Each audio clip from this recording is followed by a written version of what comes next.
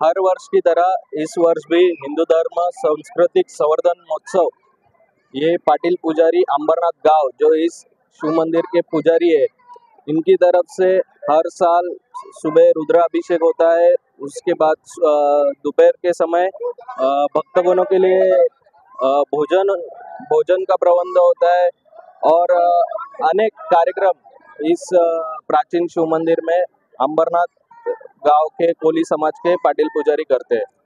पुरातन शिव मंदिर अंबरनाथ पुजारी कोली समाज अंबरनाथ गाव या श्रावण महिन्यात अखंड हरिनाम सप्ताह, अखंड भंडारा आणि भक्तगण खूप पद्धतशीर येत आहेत आणि चांगल्या प्रकारे यावेळी खूप गर्दी आणि एवढी गर्दी होत आहे।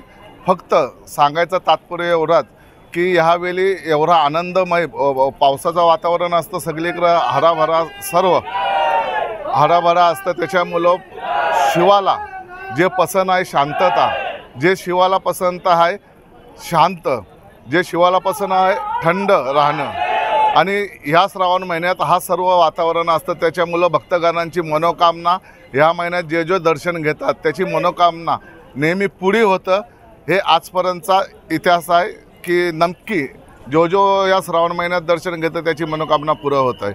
आणि पुरातन शिव मंदिरच्या पटांगणात जो कार्यक्रम होत आहे हिंदू संवर्धन महोत्सव हा आजपासून आपण कमीत हा 24वा वर्षी आहे आणि या 24व्या वर्षी ह्या इथं भरभक्कम मोठा मंडप टाकणार आहे।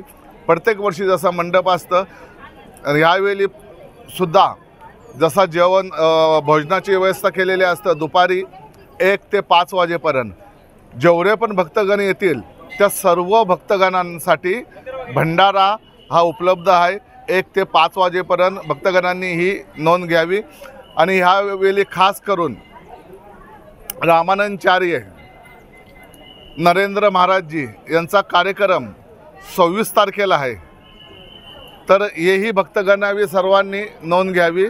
26 तारखेला खास रामानंदचार्य नरेंद्राचार्य महाराज दक्षिणपीठ रत्नागिरी यांचा कार्यक्रम होणार आहे, तर सर्व भक्तगणांनी याची नोंद घ्यावी।